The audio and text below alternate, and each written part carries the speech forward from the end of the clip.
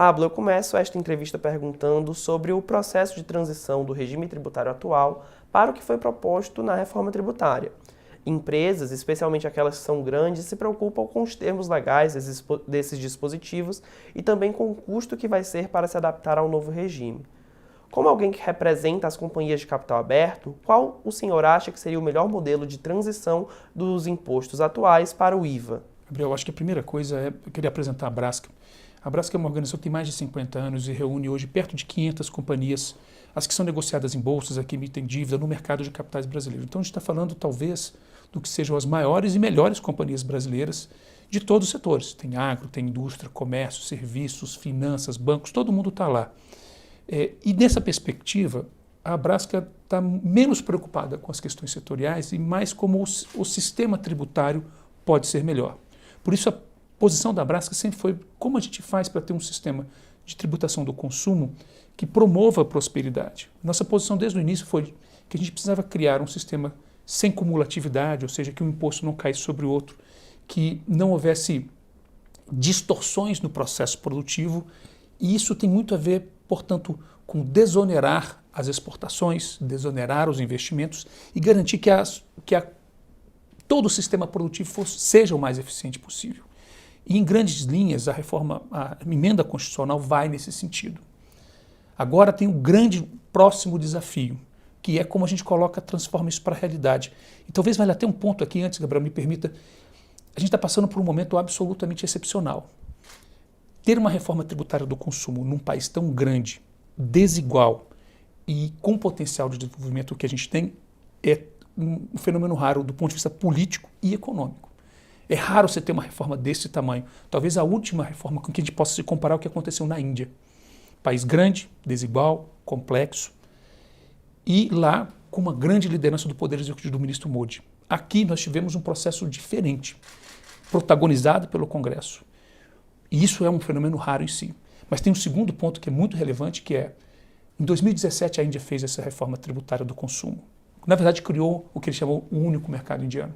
Em 2024, nós temos a Índia como um dos países mais dinâmicos do mundo, superando a China. Portanto, nós estamos numa inflexão no Brasil muito relevante, tão importante quanto complexa e com efeitos de longuíssimo prazo. Do ponto de vista da transição, acho que a gente tem duas questões que são fundamentais. A primeira delas é como a gente faz essa transição do sistema antigo para o novo, em que a gente tem toneladas de créditos, resultados das disfuncionalidades do sistema que nós tínhamos antes. Então, o primeiro ponto é como é que a gente garante que isso não seja simplesmente esquecer o que foi para trás, porque isso é recursos que as companhias pagaram a mais, que os contribuintes pagaram mais ao Estado e precisam receber. Então, um dos primeiros elementos é como é que a gente vai tratar com os créditos do sistema anterior e como eles vão ser recepcionados nesse novo sistema. Então esse é um elemento central e que impacta muito a rentabilidade das empresas, de todos os contribuintes.